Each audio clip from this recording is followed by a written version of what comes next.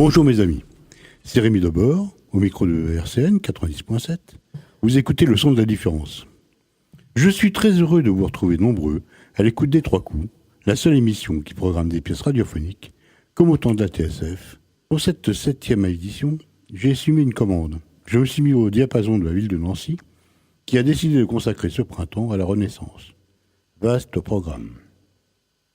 Pour moi, la Renaissance, c'est juste quelques vieilles croûtes poussiéreuses qu'on vient regarder pendant les journées du patrimoine. On a l'air de trouver ça génial.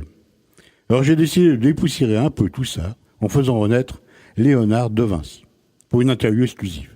Et devinez à qui il a accordé cet entretien ? Eh oui, à Émile Sartier, sur RCN. Vous avez de la chance. Et comme c'est une surprise, je ne vous donnerai pas la distribution. À vous de trouver qui est qui. Il est temps de frapper les trois coups et de lever le rideau. Aujourd'hui, spécial Renaissance sur RCN.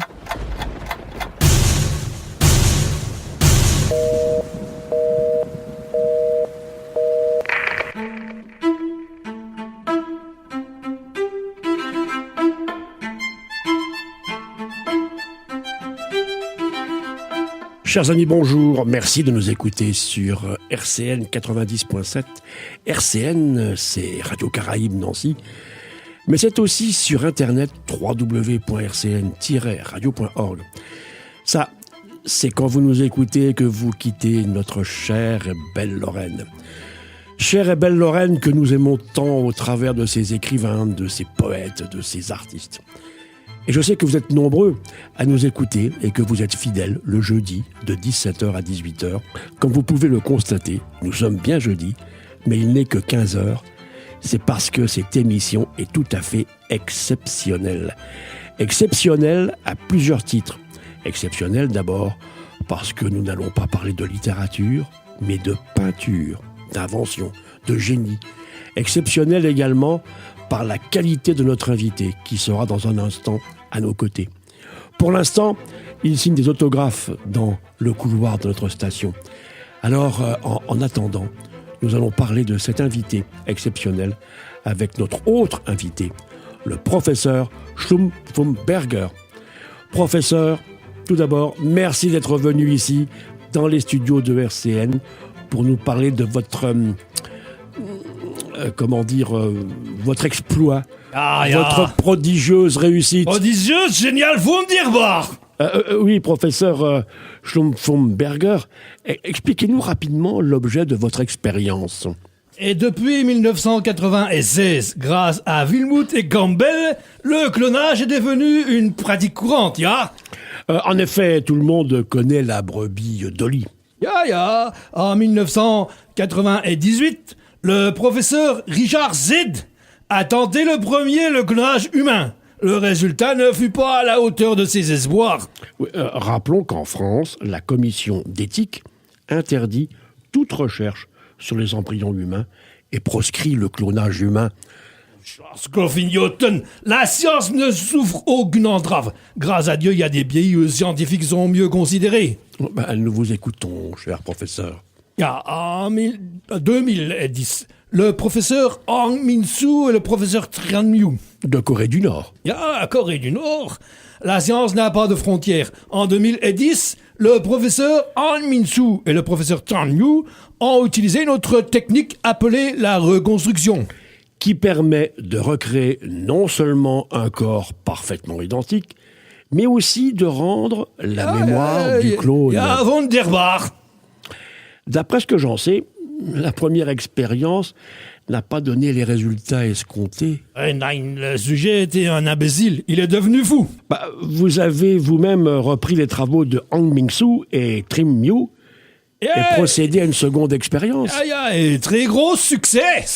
À tel point que l'on parle de vous pour le prix Nobel. Mérité. Et voilà, mes amis, après ces brillantes explications du professeur Schlumpfenberger, il est temps de faire entrer notre invité exceptionnel. Il est reconnu comme l'un des plus grands peintres, un brillant ingénieur, l'un des plus grands génies que la Terre ait porté, Léonard de Vinci, Leonardo da Vinci. Buongiorno, je suis très content d'être ici. Les gens sont si gentils partout. Mon cher maître, merci d'avoir accepté notre invitation. Mais c'est bien normal, tout le monde est si charmant avec moi depuis que je suis revenu. Maître, vous avez eu l'occasion de visiter les musées de Nancy et de Metz, alors qu'en pensez-vous? C'est merveilleux. Ça change tellement de mon époque où on ne peignait que des Madones, des Jésus et des choses religieuses. J'aurais tant voulu peindre des ramasseurs de patates comme votre Émile Friand ou jouer avec les couleurs comme Victor Prouvé, Mondrian ou Claude Monet ou sur l'espace comme Pablo Picasso ou Salvatore Dali. Mais vous êtes considéré comme l'un des plus grands artistes de la Renaissance. C'est quoi la Renaissance? Renaissance de quoi? Renaissance de la vieillerie, renaissance des choses 1000 fois peintes. Mais c'est quoi Renaissance? C'est copie et recopie. Mais c'est quand même une période de découverte. L'Amérique, le Nouveau Monde, la soie, les épices. Si. Mais en peinture, où est la révolution? La découverte? Où est la liberté de trouver d'autres thèmes, d'autres perspectives? Des Madones, des nativités, des mamas qui portent les bébés, des Christ en croix, des Christ au pied de la croix, des Christ montant sur la croix, et des Vénus au bain, et des Vénus sortant du bain, et des Vénus dans le jardin, et des batailles. Ah oui, mais ces tableaux sont magnifiques, riches en couleurs, en puissance, avec des lumières sublimes et une technique parfaite. La Joconde! Si, Joconde. Mais c'est quoi la cochonnerie là? Il est raté ce tableau. Il est pas finito. Mais vous avez vu la bouche? Mais c'est quoi ces sourires niais? Mais il est au Louvre! Le petit François l'a gardé dans sa chambre. Je préfère. Mon maître, le Louvre n'est plus le palais royal, c'est le plus grand musée de Paris. Mon Dieu. Et les gens voient la Joconde comme ça? Et tout le monde trouve ce tableau remarquable. Le sourire de la Joconde énigmatique. La Joconde énigmatique? Mais elle est idiote! Vous avez peint la Seine aussi. La Seine, si, beaucoup de travail. Heureusement, j'avais des élèves doués. Vous voulez dire que vous ne l'avez pas peint seul? Mais non, bien sûr. Vous avez vu le tableau? Et puis mes petits élèves, ils étaient ravis de faire de la vraie peinture. Autrement, ils faisaient juste les paysages dans le fond derrière les personnages. Sauf que dans la Sénat... Oui, maître. Mais dans le tableau, ils ont oublié un apôtre et je les ai pas racontés. Mais il y a bien Jésus et les 12 apôtres, le compte y est. Mais non, il y a Jésus, 11 apôtres et une fille. On a oublié Saint-Jean. Que voulez-vous dire? Qu'à la gauche de Jésus, avec le manteau rouge et les cheveux longs, c'est pas l'apôtre Jean? Mais non, c'est la puta. D'ailleurs, si vous regardez bien, il reste une place entre Jésus et la puta. Et c'est là qu'on aurait dû peindre Saint-Jean. Et la fille, c'est Marie-Madeleine? Et c'est une puta, non? Chers amis, nous allons digérer cette révélation extraordinaire avec une petite pause musicale. Finalement, notre renaissance à nous ne serait-ce pas le rock'n'roll? Allez, faisons-nous plaisir et écoutons Elvis nous parler de ses chaussures bleues. Well, it's one for the money, two for the show, three to get ready. Now go get on, but don't you step on my blue boots. Radio Carré Nancy, le son de la différence.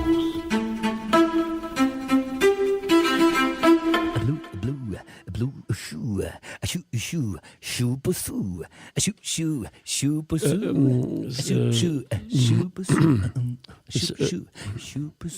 C'était, maître, c'était Blue Suede Shoes par Elvis Presley en 1956. Vous êtes toujours à l'écoute de Marque Page sur RCN 90.7 ou sur www.rcn-radio.org. Et nous sommes toujours en compagnie du professeur Schlumfumberger et de notre invité du jour, à la fois peintre, ingénieur, anatomiste, sculpteur, architecte, l'un des plus grands génies que la Terre ait porté. Le grand, l'unique, Leonardo da Vinci. Maître? Si, c'est pas un cas. Oui, maître, nous sommes tellement ravis de vous recevoir. Cet air vous plaît, me semble-t-il. C'est tellement entraînant, tellement rythmé. Mais je n'ai pas tout compris. C'était pas du français, n'est-ce pas?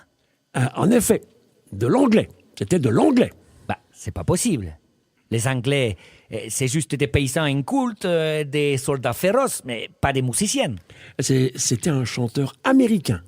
Ah, mais j'ai connu des gens qui venaient des Amériques. C'est Cristobal Colombo qui les avait rapportés. Un homme et une femme, tout nus avec des plumes. Ils passaient faire de l'élevage, peut-être, mais je ne sais pas... Je savais pas qu'ils chantaient comme ça, hein. Le monde a beaucoup changé depuis le XVIe siècle. Les Anglais se sont civilisés. Et les Américains ne portent plus de plumes, enfin, pas tous. Mais vous aimez la musique moderne? Mais chaque jour, je m'aperçois un peu plus que nous n'étions rien. En musique, en peinture, en architecture, en véhicule, nous n'étions rien. Oui, enfin, tout de même, maître, la Renaissance a apporté beaucoup à l'art et à la civilisation. Mais si vous le dites, mais lorsque je vois toutes les richesses et les facilités dont vous disposez aujourd'hui, je me dis que nous n'étions pas grand-chose. Mais vous avez vous-même contribué à ce modernisme d'aujourd'hui, par vos inventions notamment. Quelle invention? Vos machines volantes, vos machines de guerre. Mais c'est rien du tout, ça. C'est juste les dessins pour les petits-neveux. Il disait, tonton, tu dessines une machine qui vole. Alors, j'ai dessiné. Après, il disait, tonton, dessine une machine qui lance des flèches à toute vitesse. Alors, j'ai dessiné la machine qui lance des flèches. Après, il disait, tonton, dessine un homme fort et qui court vite. Alors, j'ai dessiné un homme avec 4 bras et 4 jambes.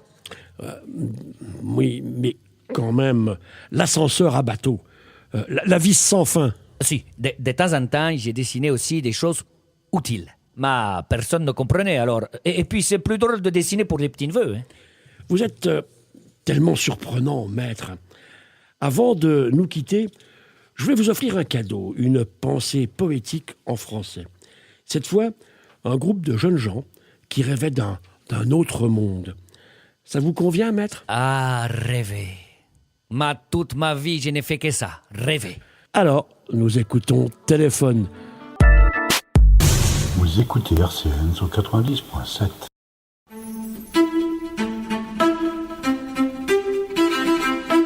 Et voilà, chers amis, ce numéro très spécial de Marque-Page est déjà terminé. Nous étions en compagnie du professeur Schlumpfenberger. Professeur, merci pour votre grande découverte. Merci de vous être arrêté quelques instants chez nous. Merci également de m'avoir invité. Vous avez des projets de reconstruction en ce moment, cher professeur? Gros projet, le plus colossal homme politique allemand de tous les temps. Nous étions également en compagnie de notre grand invité du jour, à la fois peintre, ingénieur, anatomiste, sculpteur, architecte. Professeur, vous m'avez déstabilisé un petit peu. L'un des plus grands génies que la Terre ait porté, le grand, l'unique, Leonardo da Vinci. Maître, nous étions tellement ravis de vous recevoir. Si, moi aussi. J'espère que vous viendrez me voir chez moi, au Clos Lucé. Nous avons noté cette invitation et qui sait, peut-être pourrons-nous enregistrer une autre émission chez vous. Chers amis, je vous remercie. Merci également à Lucas, le grand Lucas Chindamo à la technique. Et je vous donne rendez-vous la semaine prochaine pour une nouvelle édition de Marque-Page. Si, et surtout, vous amenez le petit Lucas qui est dans la cage de verre là, et qui est beau et charmant comme tout. Oui, enfin, bon, au revoir, professeur.